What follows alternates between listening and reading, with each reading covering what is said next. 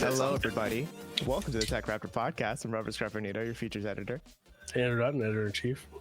Andrew Stretch, mirror editor. Mirror editor, because what we see what we want to like see. the Daily Mirror? Well, no, because I mirrored my office. I'm on a different wall now. Oh, so you really? normally the light in the window would be that side, not that side. We've been sitting here chatting for like 40 minutes and no one has noticed that I don't have a guitar or another piece of art and the window is in the opposite side. I thought you were in a different room. I just didn't give a shit. No, when I see you, all I see is you. You're the most important thing in that room. I just see people. I don't see anything besides this. Okay. Yeah, I think that there's a medical condition for that if you like aren't seeing people's faces correctly. No, that's all I see. Yeah, just the face. Nothing else. Everyone's a floating face to Andrew. Right. Just blobs with faces. Mm-hmm. Blobs with faces. Just Kirby's. So this week we're talking all about live service gaming. Because there's been some stuff in the news recently from the Warframe CEO or the devs for it about live service gaming, and it made us think, hey, we live in a world where there's like a live service game pretty much coming out every month, almost. So many of them, right?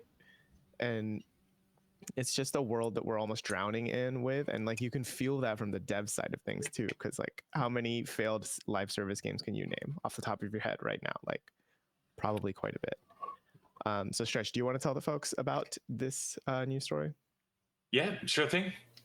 So I mean, it's pretty much the Digital Extremes CEO Steve Sinclair has said in an interview with VGC that he thinks that people are hitting the eject button too soon for new live service games. Some high-profile ones that were kind of mentioned are things like Anthem, which very famously was gonna go as far as having its own, I guess, equivalent of a rebrand, and then it just didn't. Mm-hmm. We've also got stuff like Knockout City, Crossfire X, Babylon's Fall was famously failed. I think we're in the middle of watching Suicide Squad versus the Justice League on its way out. Mm-hmm. And it's just a weird platform. But apparently if they'd stuck with them, everything would be okay. So that's right. Yeah. That's the lesson we got to take away. Yeah, if you just stick with it, it feels very like anime protagonist advice, right? Just stick with it, drink plenty of juice, and you'll be good. Like, I don't that's know. Right. Because I mean, when you think about these bigger publishers too, they're definitely devoting a lot more of their resources to this because they're so big, right? And with how expensive AAA games have become, I can't imagine how expensive a live service game ends up being on top of all that. So could they even keep going? It was just a few years ago that Sony was like, or PlayStation was saying they had like 10 in the works or some shit like that. 10 live service games. Doesn't mean they're gonna see the light of day. But obviously, because they know that if they get one that works out, it makes so much money for them. Yeah. Mm-hmm. They just need the one to hit. I feel like a lot of like devs and publishers looking at live service games, like they look at the fact that like MiHoYoverse has managed to nail it 3 times and have 3 active live service games. They're looking but they're exploiting the easiest people to exploit. I'm just kidding. Just the anime fans. The anime fans, 100%. If you give them skins, they're good to go, dude. I guess like Overwatch 2 kind of flubbed. We also were talking about this because the new No Man's Sky update just came out, and like while it's not strictly a live service game, the way that they've been pushing out regular updates has been. Mm-hmm. But I think that a lot of devs, when they're thinking about live service game, or publishers, when they're looking at what is actively on the market, and that's a bit like looking at like the stock market and saying like, wow, look at all of these successful companies. But you're not taking into account all of the companies that have like fallen off the bottom of the stock of the stock exchange, and ones that have just no longer exist because they failed, were purchased, were defunct. They're only looking at the winners when it should potentially be a more cautionary tale. Mm-hmm. Well, I think part of it, to me too, comes from there's an aspect of live service that's really inherently capitalistic and greedy, right? Like there's less there's more transparency between you and the buy button, because that's all live service games are, right? Ideally is like getting you to buy the loot crate, buy the premium currency, right? To keep, sending money to the devs, right? That's kind of the whole point of it. So I think once a game has not enough heart or artistic vision to cover up that on the nose greediness, that's kind of what leads to these big live service games to kind of burn out, I think, right? Because when you look at games like Genshin or like Zenless Zone Zero that just came out, right? Like, yes, all they're trying to get you is to buy the Prima Gems. That's really the goal.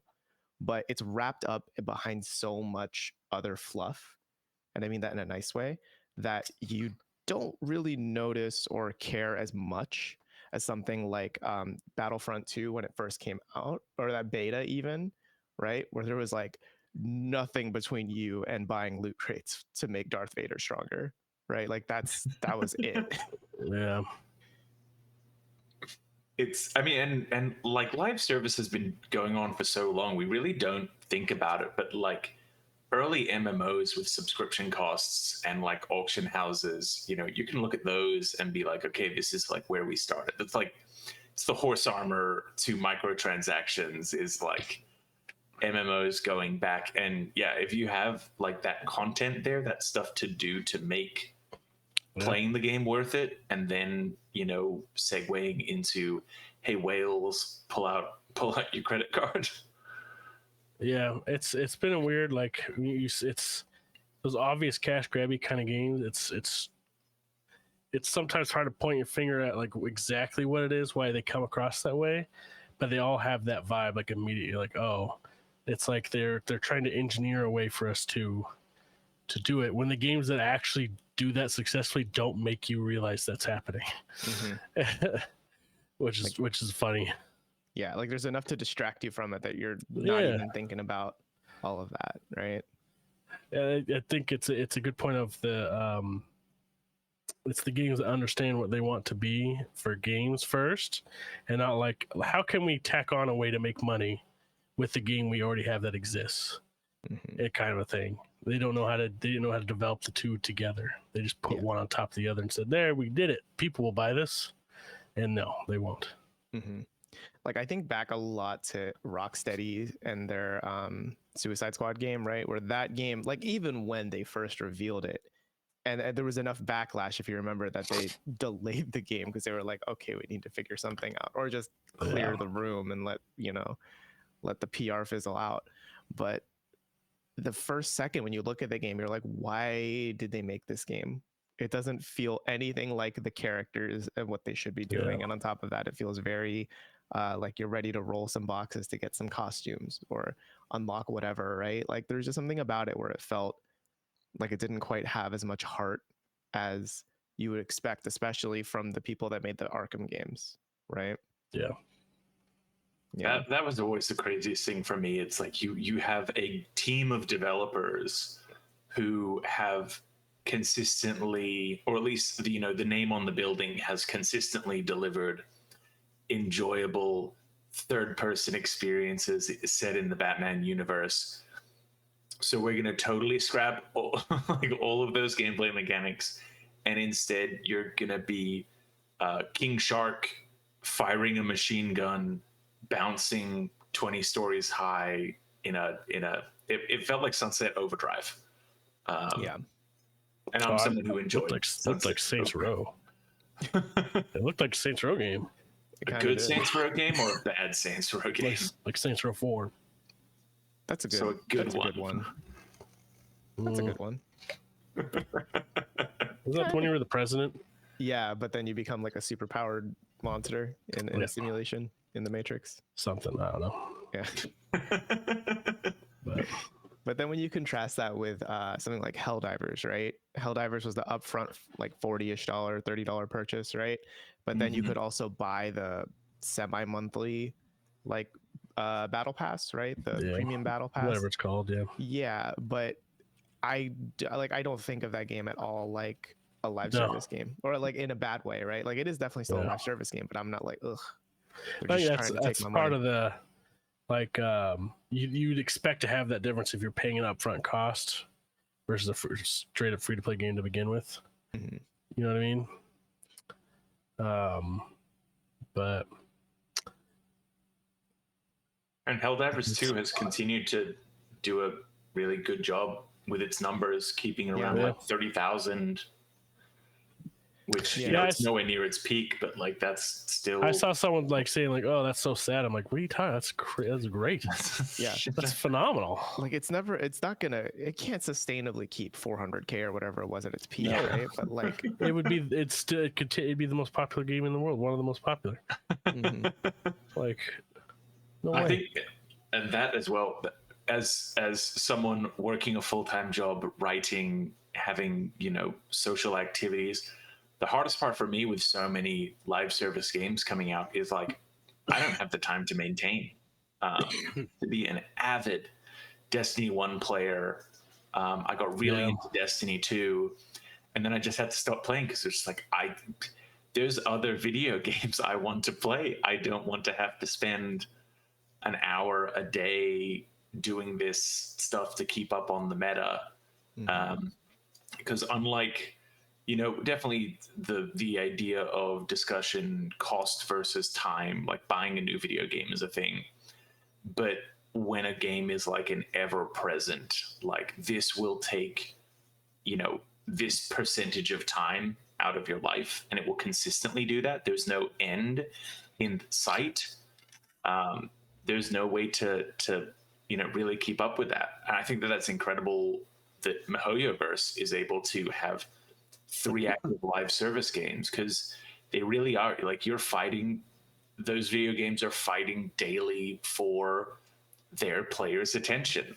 And I'm sure that there's people out there that like they finish their day at work, they get home, they log on and they do daily quests in all 3 of the games and then play around a bit, and it's like it's bedtime. Lather, rinse, repeat. Well, that's insanity to me. I said wow flashbacks. Yeah, I honestly am very curious how many people out there are playing all 3 of HoYoverse's games, or are like, I used to be really into Genshin, but now Zenless Zone Zero is taking up all my, like I'd love to know that breakdown of like how much their own games are competing for their own audiences.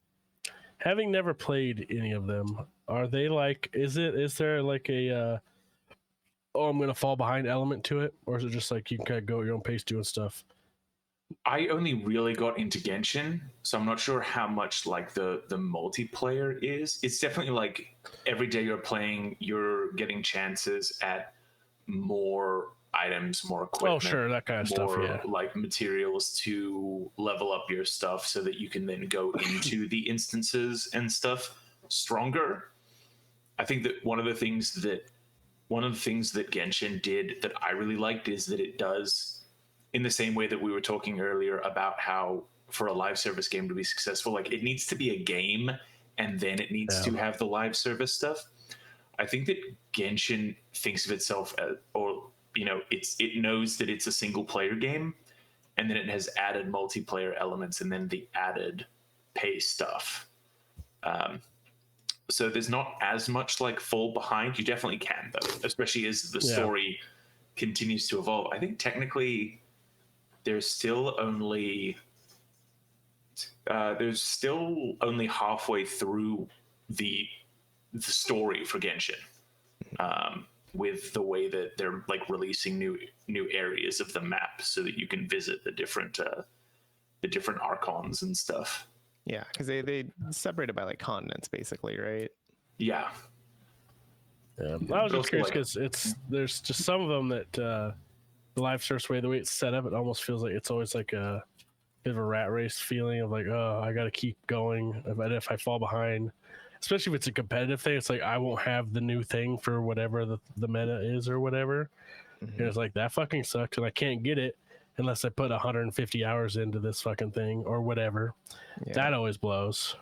I think that's not as much of like you'll fall behind in terms of like, keeping up with people, but when the new banner drops and there's the new waifu or the husbando that has, the beautiful perfect build 5-star, that's what really gets people. Sure. It's like you don't need any of the 5 stars. I played through most of Genshin's story, the first 2 continents at least, and didn't drop a cent into it. And like you get given enough gems to do pulls and even free characters in the story. So even if you don't do any pulls at all, you'll still end up with a party of 4 characters. Yeah. Like that's one thing I did like about Genshin when I played it, is I never felt like I had to, and I'm not anime pilled enough anymore to fall Coward. for the like, oh my god, I gotta get that husbando, I gotta get that waifu. Like I'm not into that anymore. But so at least that I was safe from it. So I was glad that Genshin was able to do that. But it's also like it gives you that space where if that is your vibe, you can pay more, right, to like get more. To shift gears to kind of back to how this started with, what games do you think would have benefited from or could have had the best success if they had been like, all right, let's just stick to this, or not like panic and try to blow it up into something else real fast? Honestly, kind of Anthem. Anthem was mine too. Yeah, because everything I've like seen of Anthem from the gameplay trailers and stuff, it's like this looks like it could be fun. But then I heard there's that one point you get to like in the 2/3 part of the game where it's like, oh, the main quest is just grind a bunch for all these materials and stuff, and it's like, okay, this is very clearly intentionally like forcing you to stay on as much as you can. But I mean, you're Iron Man with guns. Like, how is that? How do you fuck that up? It's a great idea. Yeah. And not only that, but you have BioWare behind it. So if you're looking at trying to string players along with a story, I mean, they're one of the most storied fucking devs out there for producing a content in that way. Like, of course, they're gonna be able to do it. Yeah. And in a way, could you say Destiny kind of did that, where they stuck to it, or like Bungie stuck to it? Because I think for a while there was like a little bit when Destiny 2 first came out, right? Everyone was kind of like, Destiny 1, like with all the expansions, was better. And like, I feel that there were highs and lows between Destiny 2 on launch to now, right? There were some expansions that were really good, some updates that were meh, but most people enjoyed the final part of it, the finale. In that bridge between the first Destiny and the second Destiny, because at that point, the original dev team of Destiny, and like Destiny didn't launch in a strong state. No, that's how I was Destiny when it started even was rough. Yeah. And their expansion developers fixed it up, put it in a really good place. And then when Destiny 2 launched with what at least was marketed as like the same team that made the base game, they launched Destiny 2, and it felt like they had backtracked on a lot of the stuff that the live service team had fixed and had really gotten right. Another example of like one team kind of successful and one team not might be the difference between GTA Online and Red Dead Redemption Online. Because that very quickly petered out. And it might have just been that, like, even if you wanted like a horse and buggy, you could put that into GTA Online and it would be valid. Yeah, well, anything is valid in GTA Online. Yeah. So Rockstar definitely didn't support it as much, but it was still extremely popular. But I wonder if in that case, it's not necessarily that it wasn't working out. It was just that if we put that effort towards GTA Online, it just makes much more money for them. You know what I mean? Maybe. The return on the investment is so much higher. Probably. God, and knowing that GTA 6 is on the horizon. Oh my God. Like, we know that the original GTA Online, GTA 5 Online, it was like a month and a half before it even launched or something, right? Yeah. And it stayed under the radar for a while. Like, it was there, but it took a while to blow up, but it did. I wonder how different things are going to be for this. Well, I mean, even with Red Dead, didn't the online launch a couple like weeks or months after? I don't think it was there right away. No, I don't think it was. Yeah, So, yeah. Yeah, I mean, it's Good tell you. because I have always wondered how much Rockstar has changed, like its mission statement internally has changed since GTA Online has blown up, right? Because Mhm. before all the other GTA games and the Red Dead games, they've been pretty story focused, right? Like the Yeah. campaigns for them are lengthy. There's a lot of ups and downs in the story and the narrative. But then when GTA Online blew up, I was like, oh no, does that mean Red Dead Redemption 2 maybe isn't gonna be as focused? Yet they absolutely nailed that. Everyone loved that story too. Mhm. Yeah. So now GTA It's 6, great. it's like, is this gonna be more live service or is this gonna be more No. Grand Theft Auto? Do you know? I think it'll be more Grand Theft Auto. You think I think so? that trailer they put out is we know what we're getting, and I Mm. can't wait. All the crazy Florida people they're referencing videos. Oh man. Oh, it's gonna be beautiful, dude. You sure? I mean, not to get too real, but it's gonna come out after the 2024 election, and who knows what that's gonna be. Well, Florida is already far too crazy. Florida true. can calm Florida's- down, please. Florida's kind of already gone. Yeah. We That's gotta true. write them off. Mm-hmm. Looking back, one live service game that I really wish that they had like pushed for and continued with was Evolve. I think that that's yeah. one that they had something very interesting there. And if Evolve came out today, the number of amazing like kaiju live service integrations that it would just be like, you know, in a post Fortnite world, like there would be Godzilla DLC, Mecha Godzilla DLC, King Ghidorah, like all of those crazy monsters would come in. You'd probably have mechs showing up. It would be Maybe. just Has there been an asymmetrical game that's really worked out?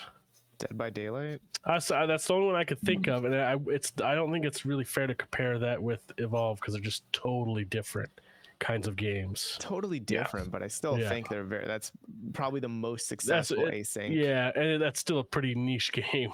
Yeah. what do you mean for that people. there was the Predator game that really went well? Remember that, guys? No. No, Hunting grounds. No, okay, right? Predator okay. hunting grounds. Yeah, that's the one that That's- Dr. Disrespect had the skin in. Oh god. No. The Predator. Probably not anymore. Ooh. Oy. But yeah, I think that's it. Because I was about to say Phasmophobia, but that's still 4-player. Like it's an AI. Is Ghost. that Dragon Ball Z async? Oh, the Breakers. The Breakers? The Breakers. God. I haven't Do you seen know about that. this one, Autumn? Yes, vaguely. There's too many Dragon Ball Z games. That's You know true. what I mean? There's just too many that come out all the time. How many times do I need to fucking see Raditz die? Well, Just you once can more, watch, as always. well, you can watch it in first person from Goku's POV. That in the next game. they finally innovated on it to the where I want to see it again. Yeah.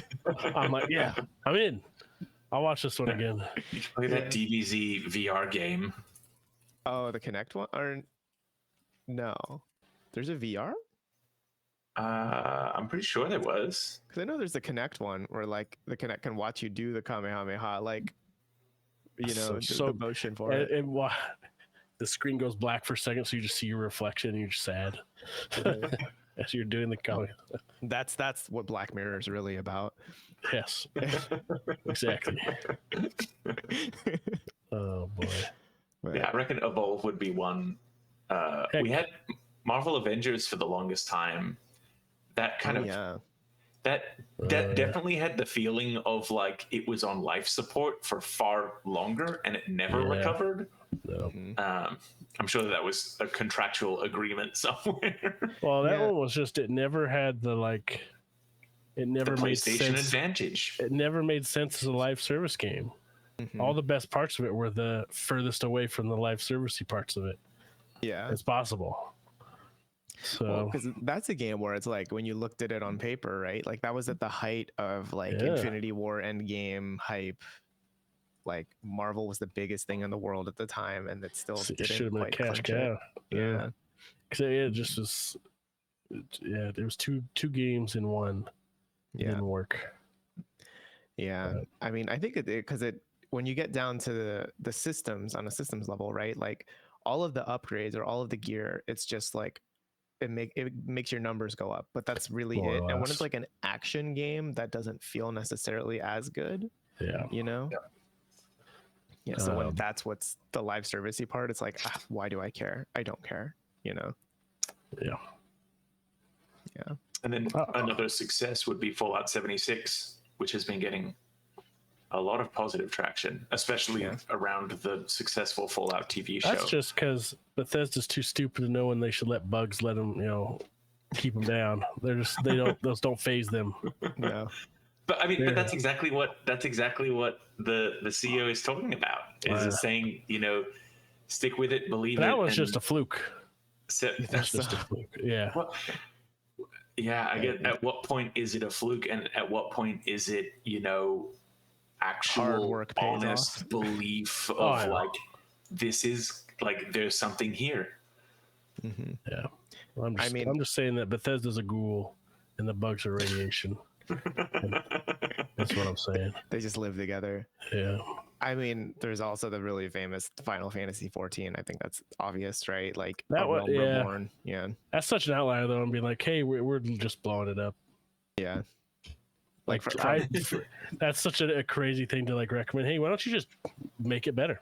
Yeah. Get rid of the old thing, just do it better. And cool. Literally from the lowest point to the highest point in the space. Exactly. Yeah. So here's. Oh, go ahead.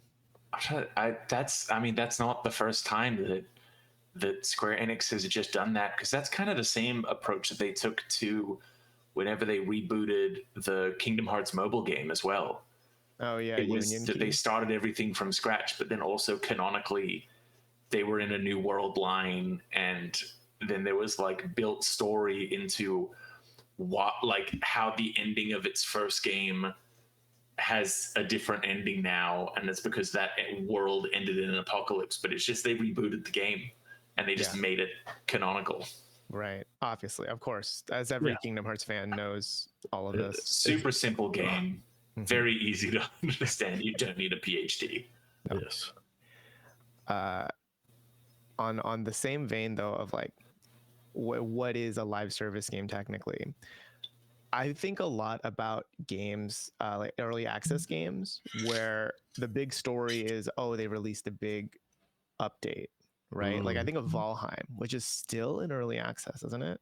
Yeah. And it's been years, but every time a new biome comes out, that's like, that's a big deal, it's a big update, right? I mean, similar to like No Man's Sky, right? Like that isn't early access, but it's like whenever the big update comes out, that feels like a reason to come back. Yeah. It always feels like a weird news story, right? That's an interesting point. They are in a way functioning similarly to some kind of live servicey thing in a way. Yeah, and I feel like the goal for that though is just to get more people to buy the game. Like how many times have we looked at No Man's Sky and it's like, that's cool. Like, across the years, like, now that's cool. Maybe I'll check it out. And there's maybe enough people who think that then bite the bullet and purchase. Just, add it to their repertoire basically. Yeah. Yeah. Same with Valheim. Valheim, I remember that forever. It felt like it was always on Steam stuff for like, I feel like a decade. It was Prison Architect. That was like one of the early access games, and it felt like it was in it for a billion years. You're like, where are you fucking? I gotta keep seeing your fucking thing on the front page about early access. And they finally went out of it. Yeah, there are some games that do that for quite a while. That's an interesting marketing thing to do too. DayZ was early access for 5 years. Yeah. Fortnite was technically early access for 3 years. Technically. But I think that they just dropped the early access. Like they didn't make a big deal about like, we're going to 1.0. They were just like, this is stupid to continue calling this early access.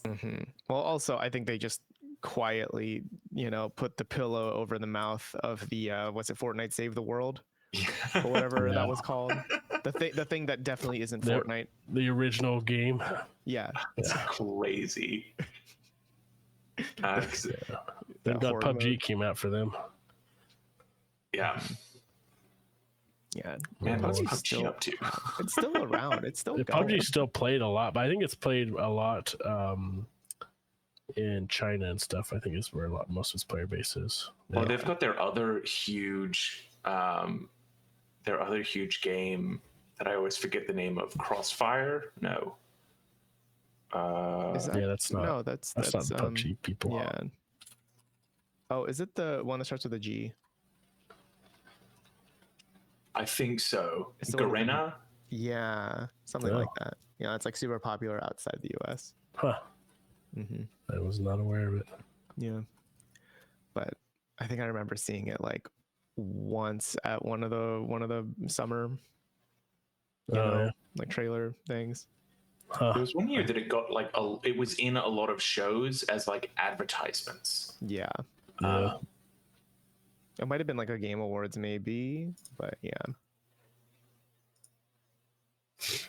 Do you all ever feel sometimes that the like the whole single player or non-live servicey games that keeps getting updates, that has gone too far, and then there are just like Cyberpunk I think of sometimes as like, okay, the 2.0 update, that's a big deal. We don't need 2.0.1 to be like a big deal. We don't need 1.662 to be a big, like they're making it a big deal, or that it had enough in it to be a big deal.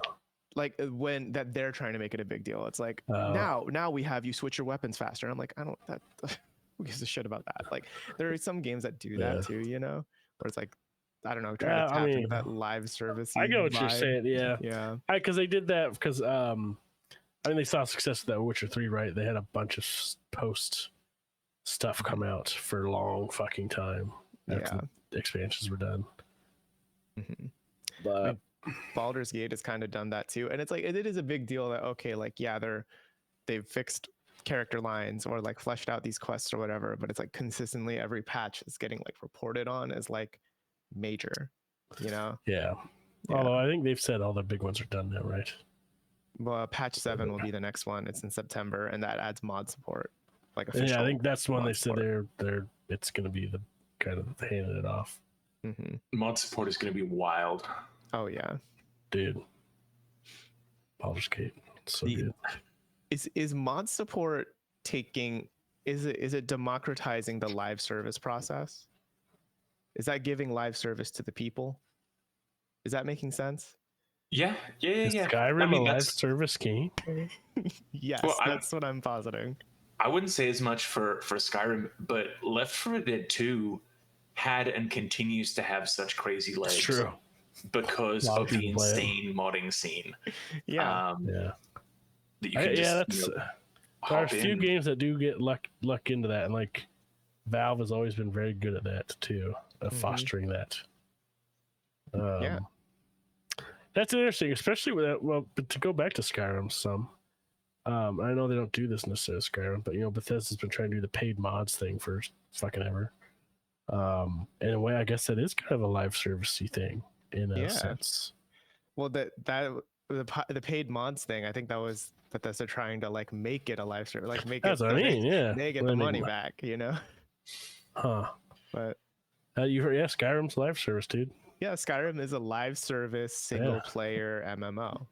Yeah. There's definitely a way that they could have been less greedy about that with like what percentages goes to who. Yeah. Because like if they're really not doing any of the work but only hosting it, if they took like the 30% cut that like a storefront normally would, I could imagine that people would be more into it, especially when we have like massive mods coming out like Fallout New London, which I still don't think has properly released. No, because they released all of the big next gen Fallout 4 stuff literally 3 days before the mod was going to.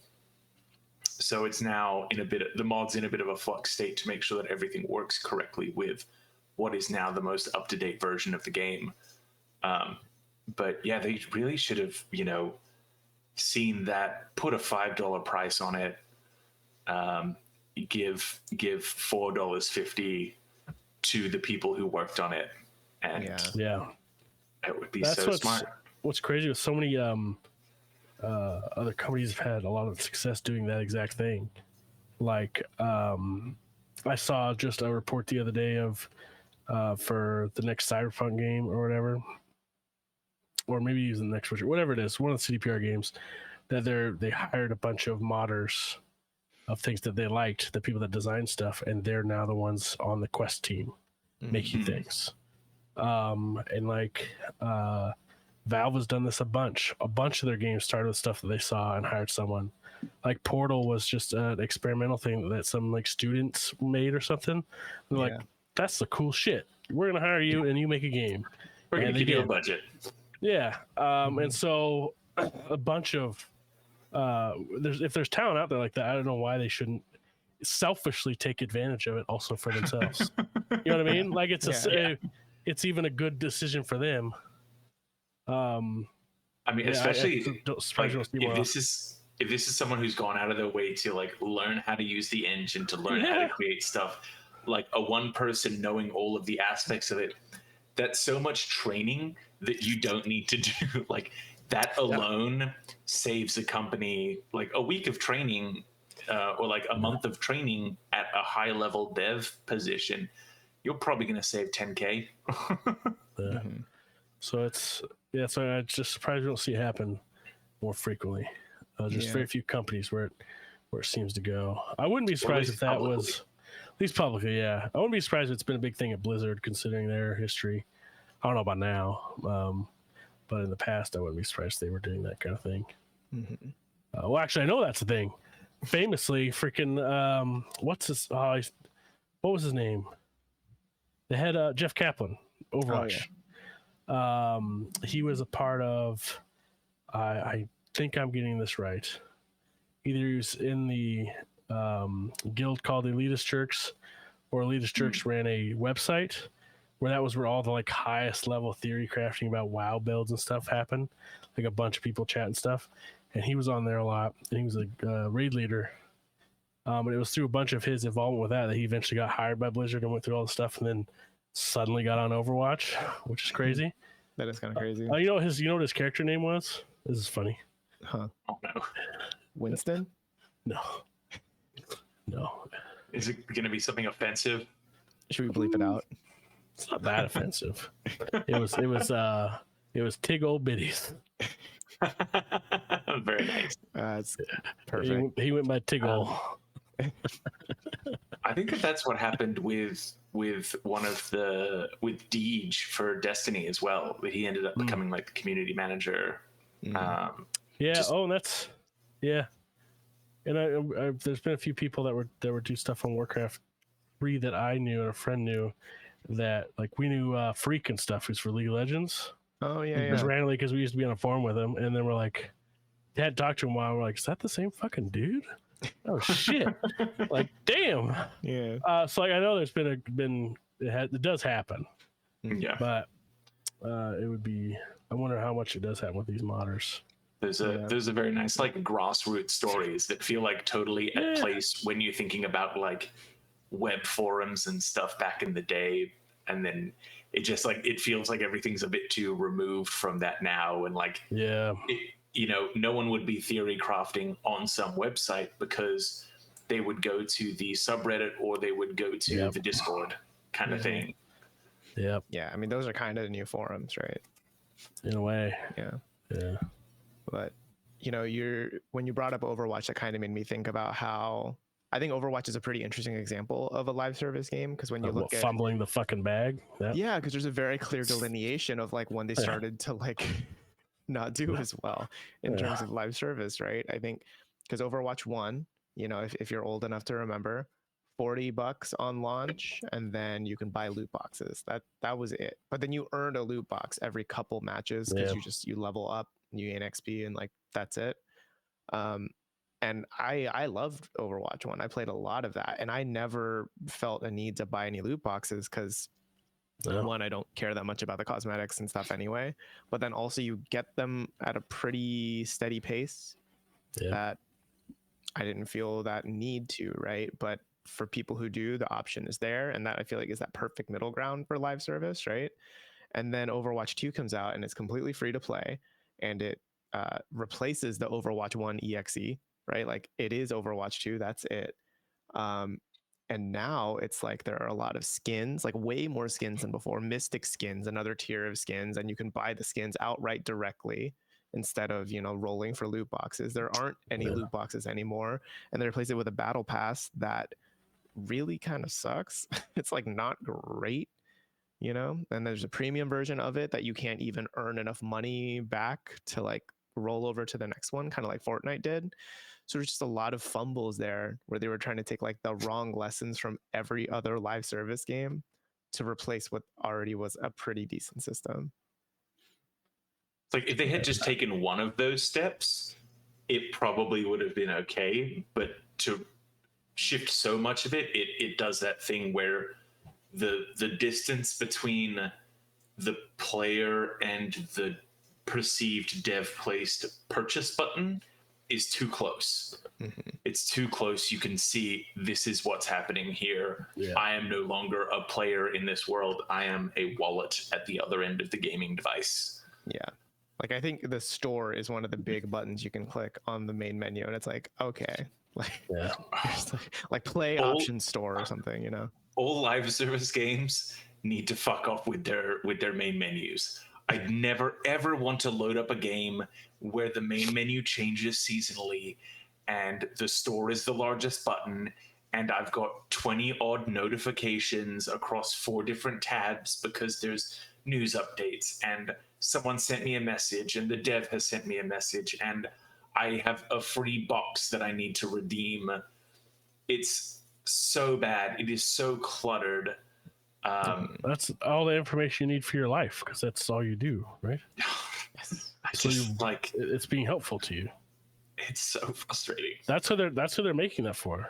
Because I was thinking about, man, if WoW had that all in one spot, I would have been fucking rad. When I was playing. Yeah, I don't know. I guess, sometimes I do wonder how much it does impact other people because you know everyone has their own lived experience, et cetera, and I think the way the shop button works, I think it hits people differently because like when I see that button, I can kind of tune it out and be like, I don't care, I don't need that, you know. But I know for other people, it's like enticing or like they have to look and they have to see, and it tempts them more. You know, like everyone has a different window threshold. shopper mentality. Yeah, like everyone has a different threshold of like purchase power or like not purchase power, but you know whether they want to buy the thing. Yeah, you know, and I do wonder how much that changes a person's perspective on it. Because for me, I guess it doesn't bother me too much, only because I can tune it out more easily. You know. Yeah, but that's the same. Cluttered. It's cluttered, but it's also like I mean they're doing the same thing with like. They're preying on people's bad tendencies. That's all it is. Yeah. Usually people that have that lower threshold, that's what they're hoping for. That kind of thing. You know what I mean? Yeah. Or casinos trying to keep a gambler in house as much as fucking possible. We'll free meals. We'll get you to bring your free drinks. Yeah. The first hit's free. Here's a free room. Et cetera, et cetera. I wonder if we'll reach a future where like psychology textbooks will talk about how how impactful it was to have one-click buy in the same way that like current day books talk about like the prison experiment and stuff. Just be like, this is preying on humans. There has to be studies about this already. I'm sure that there are studies. Yeah. But just like to the point where people look at this preying on people with, you know, gambling addiction vibes and you know, I don't want to say like weak people who are more likely to want to throw money at a game that they don't really need to. Impulsive people. There's an impulsive part of it. Because part of it, I guess, because we're of the age, you know, we're so old here, old men, that so that one-click buying thing, I'm always so skeptical. I'm like, what do you mean? If I get it, I'm like, no, I got to go see the cart and stuff. I don't trust you. I don't know you have this information correct. I need to review it all. But for someone that's like, that's just kind of always been there, they don't have any reason to be cautious of it. I guess I'm too skeptical and untrusting. I mean, in a world of TikTok shop where you have people literally getting paid to advertise something and then say, I'll just click the link below and you can have this too. Look at this great experience that I'm having. You can be just like me. Air popper popcorn machine that costs 3 times as much as any other one at Target. Yeah. Well, I mean, Andrew, your lived experience is old enough where you remember when live service was like 10 or 15 a month to play WoW instead of 10 or 15 every day to roll some loot boxes. That's right. It's 15 a month. It was scrounging around to go buy a big, like full size box, like video game box, and you open it up, and on the inside, because I didn't have a credit card, obviously, I was fucking a teenager, was a little card in it that you put in for 60 days of game time in WoW. But they were these humongous boxes, empty, and then a card in the middle of it. I remember being like, "Oh fuck, I got to start. How am I going to get the money with this $30? I got to start. I've got to figure this out." It was a dilemma. Every 2 months, it was a dilemma I had to solve. Well, because that was also they had the big boxes because you would find it in the PC. Yep. Like in the PC box section, and for whatever reason, PC games were always that size. Yeah, they're huge. Some of them even before that, they were gigantic. Yeah, they were like over a foot tall. Some of them, they're huge. Have you seen them? Old computer games, humongous. I think I had like a collector's edition that was like Warcraft 3 and Frozen. The battle chest. Yeah. Frozen Throne. That's it. Yeah. I think that I had like a dual pack of them, and that came out. And popular. It's called the battle chest. Click, because you open it up and it's just like the CD case and a key stuck to it. Yeah, but it's wild how much has changed over like maybe 20 years. I mean, even in the past 10, like I always try to bring up to people, and I think like how quickly stuff moves. Is that what was it? June of 2007? Is that when the iPhone came out? Yeah, that's around. I think that's around the time where the first press, or at least maybe it was the press. When Steve Jobs showed it off, it was 2007. I know for sure is the year. That's not that long ago. And think of how much that has changed everything. And now every single phone looks the same. Like a version of that. Have you ever gone back and watched that? By the way, like just recently. Oh yeah, it's impressive. It's one of the most impressive presentations I've ever seen to this day. Like I'm still like, because I was trying to put myself like in the mindset of then like seeing him do the just flick and the scroll. Everybody's like, what the fuck? Like blew their mind. That's like, oh yeah, that would be fucking mind blowing for the first time, for sure. Yeah, but now everyone does it. Yeah, I was doing something on my laptop. Like I was in the middle of cooking and I had my laptop up, and I had like chicken stuff on my hands, so I asked my wife whether she could like quickly like pull something up on my laptop, and she came over to the laptop and tried to tap on the screen. It's so common to just have touchscreen, and I do have a different laptop that is touchscreen, so it's not like wildly insane to not realize that. But it is crazy to just be like, yeah, like if you approach a screen in this day and age, especially in public, you just expect it to be a touchscreen. Yeah, you really do. So that's just the context I always use with people. It's not that long, not that long ago. And like it was pretty hard to get. I mean, it was a pretty exclusive thing to have an iPhone for a little while. Like it was a super expensive item.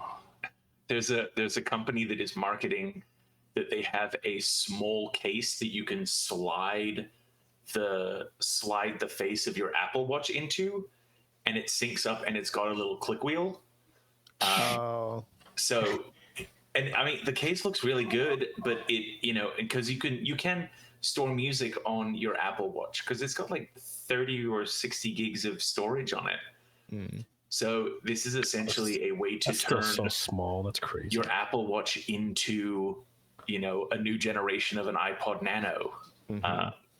Click wheel and all. Oh god. And it's crazy. Cool. And it looks great because you can also send text to it and stuff as well. So you use a wheel to send text? God. No, because it still has the touchscreen. Yeah, I know. Yeah, I was just sitting there thinking like that was it's like a rotary phone, but worse.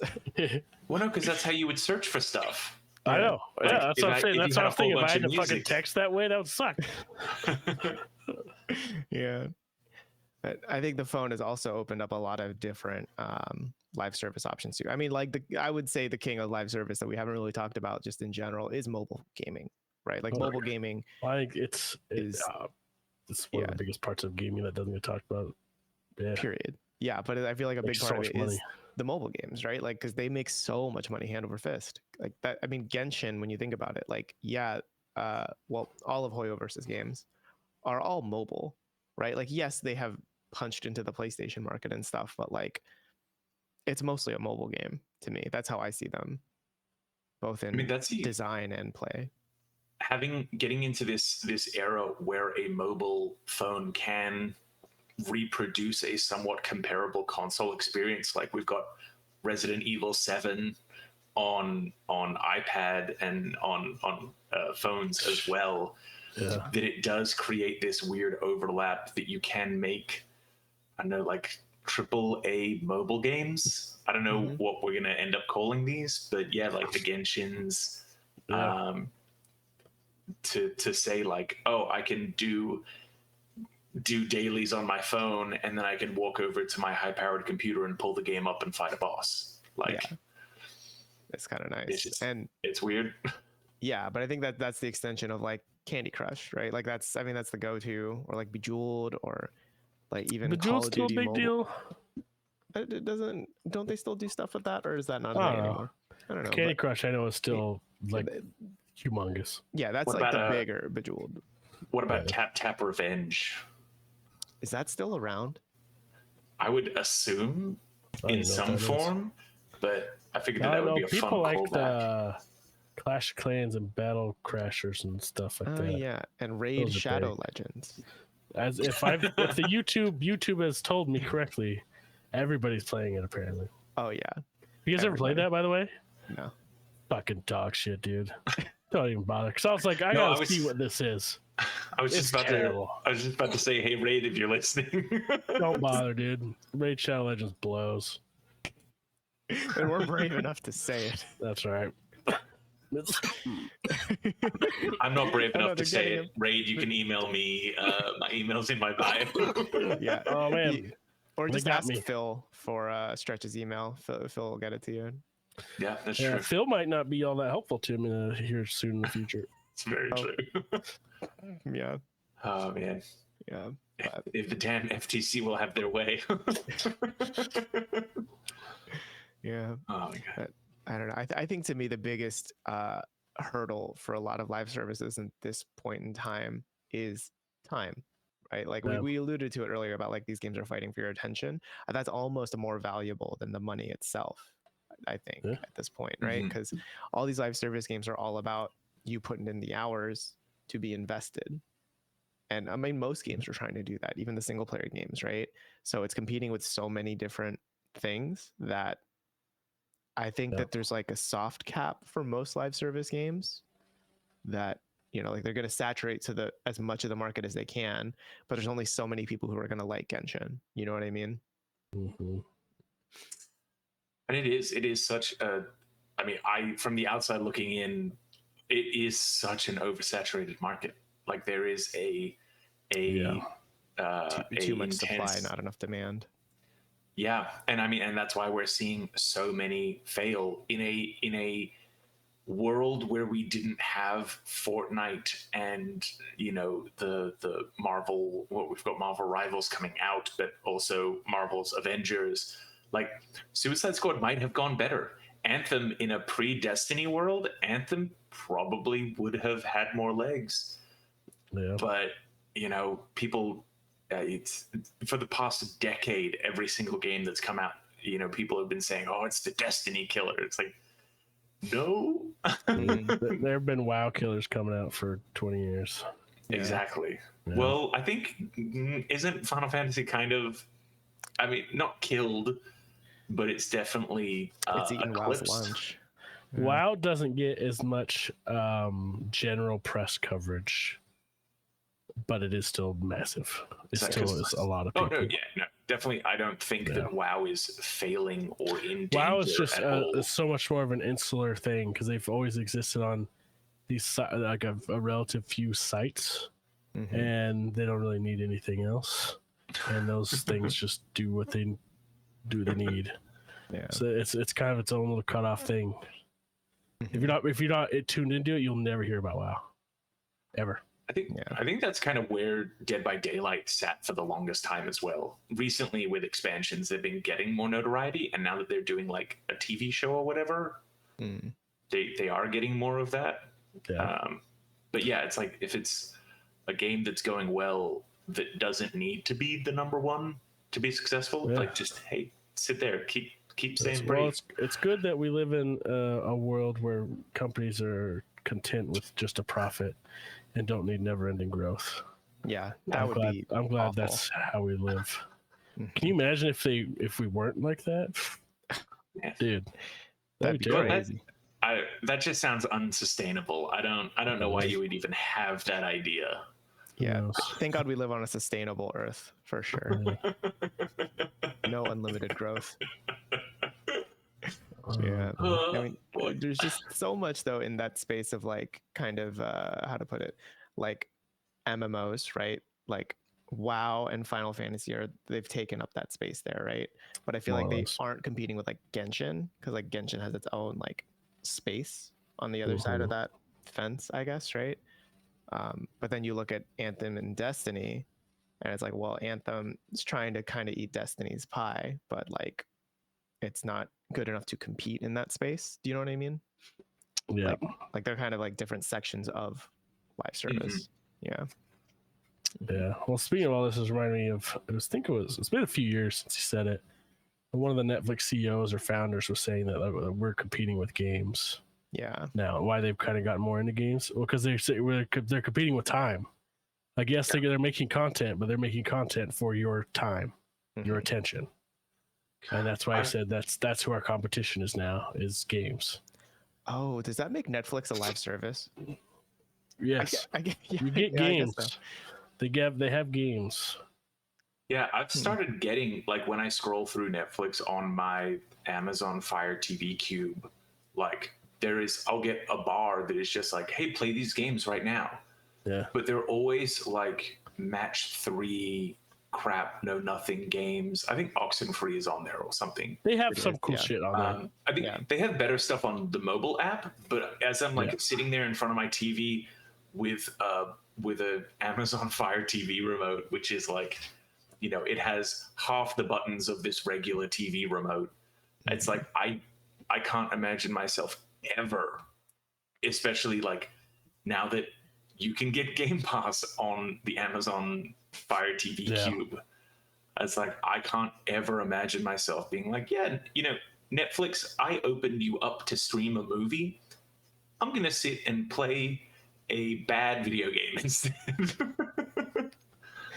Yeah, but that's the thing. To Netflix, though, it doesn't matter if you stream a movie or you stream a quote unquote bad video game on there. What matters is you're streaming Netflix. Yeah. That's what matters. That's the end. Yeah, I don't care if it's a game or whatever, just as long as you're using it.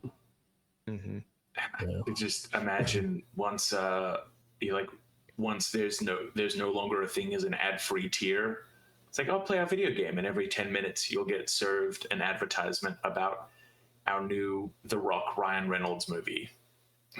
Hey, that's just mobile gaming now for the most part. I hate ads so much in the middle of stuff. Yeah, there's so many free mobile games are just like, oh, do you want to get this? Watch an ad first, and then they must make so much money from that, from people watching them.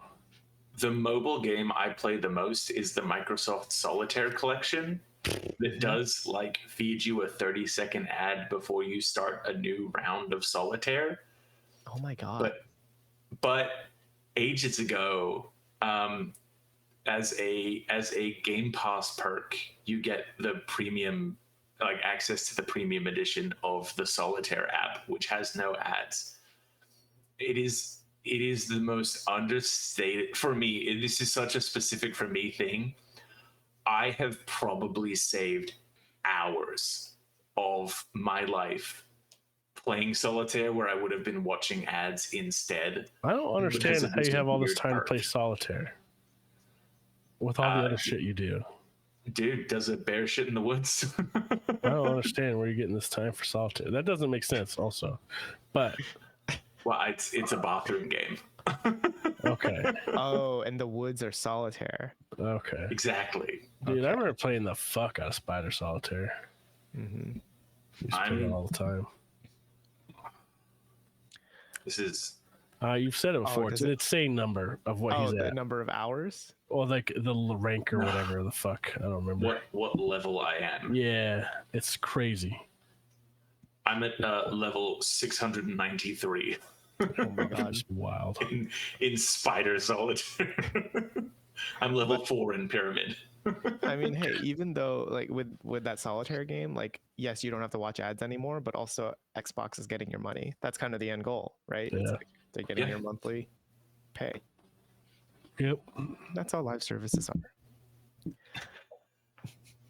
And you we would- see the value? Yeah, but we would never do that here. We would never charge you per episode. That would be rude of this podcast. Ooh. I don't think that we quite offer the same value as a game of Spider Solitaire, as much as we try. How That's dare true. We you. offer more. We offer more honestly than It's true. a game of Spider Solitaire. 2 games of Spider Solitaire. Exactly. Twice as good as a game of Spider Solitaire, the TechRaptor Podcast. Ooh. But I think that's a good place for us to wrap for this week's episode.